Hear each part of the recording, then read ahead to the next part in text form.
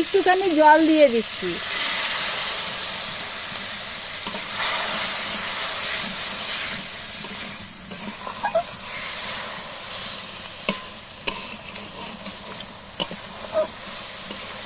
ভালো করে কষা হোক, জলটা শুকিয়ে যাক, তারপরে জল দিয়ে দেবো।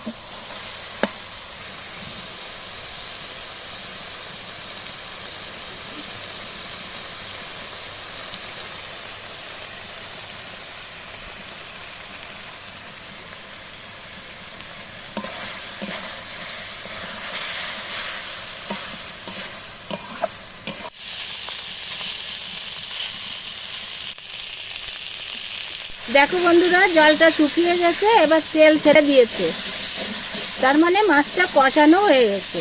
এবার আমি জল দিয়ে দেবো। আমি কোনো আলু টালু